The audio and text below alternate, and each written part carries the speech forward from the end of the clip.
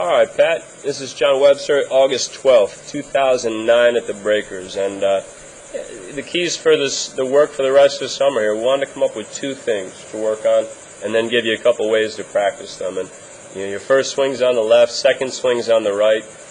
And if you recall, the couple things we talked about are twofold. Number one was the thin shots we wanted to get rid of. So we had to figure out why we were getting thin shots.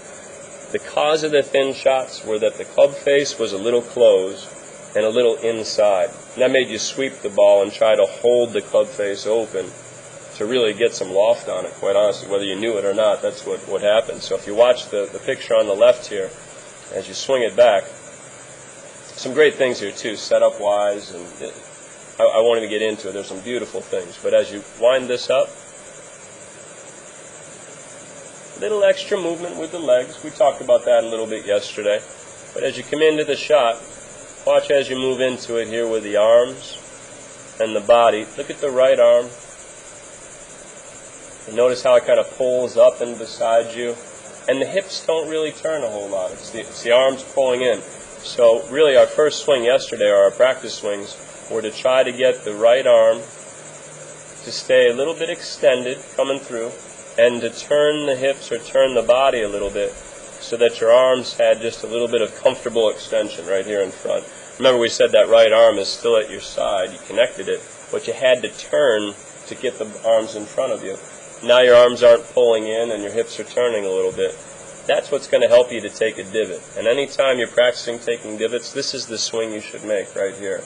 Trap the ball a little bit and make that exact move. That's absolutely perfect. And then when you come into the shot, I mean, you still might see some of the old stuff, but we're hoping that little by little, we're able to take as much of that. Look at the motion, too. You limited how much motion you had with your legs there. That was pretty good work. And now as it comes back down, we're hoping to see a little bit of improvement in the right arm and in the turn of the body. And you can see it. I mean, look at the distance of your hands from your body. They're stretched out a little bit more.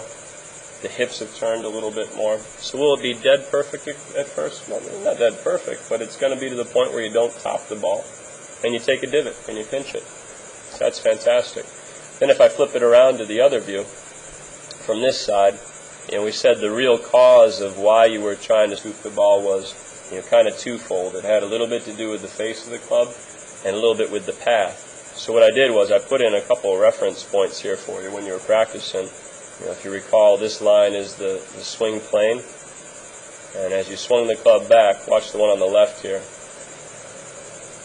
When you swing it back, it goes inside and low, right? So now from there, it's difficult to take a divot already because it's so low. And now the face is so closed. It's hard to hit down on the ball from there, quite honestly.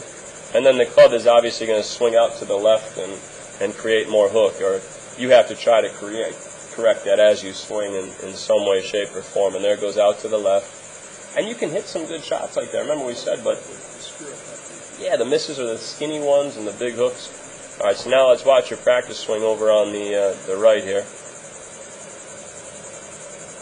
And notice when you take it away, now the club is not nearly as far inside. The face is still a little closed. You see how it's still pointed? We said if it was toe up, that would be 12 o'clock. 3 o'clock is right in here. We'd love to get it somewhere to about 1 o'clock. That'd be ideal, somewhere in that area. So now as you came in to hit the shot, though, watch the difference here. If I put a line up the club, it'll still go inside a little bit because it's used to doing it. And we know most of your balls still hook and go a little to the right. So the club face is probably going to be a little bit closed. So you can still see it goes in, but not nearly as low as, watch this one. And look at that. That club's at your ankle, where this club is up at knee high. So just that little difference in getting the club up a little bit helps to take a little bit of divot. Remember I said the exaggerated version is going to feel totally different from what it actually is going to look like. But that's terrific. Now you got a chance to actually pinch it in the ground. But from seeing this, though, look at the club. It's still pretty closed. And I would expect on your best shots, when you trap it and take a divot, it will still go to the right until that club face is a little bit more open. Yeah.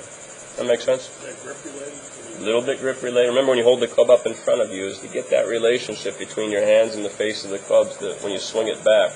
You can see the face is a little bit more up to 12 rather than quite so close. And that'll take a little time, but to tell you the truth, I'm just happy practicing taking those divots at first and understanding that the club has to go a little bit more up with the face open in order to achieve that.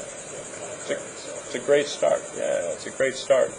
And this, I think, this picture on the right is the one that when you're going to take more lessons, you want to address that still. Is can I get the toe of the club still slightly more open and the club a little bit more up?